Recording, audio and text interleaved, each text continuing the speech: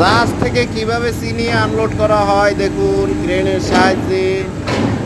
এত চিনি যায় কোথায় জানি না, হাজার হাজার টন চিনি জাহাজে আসতেছে, আনলোড করতেছে।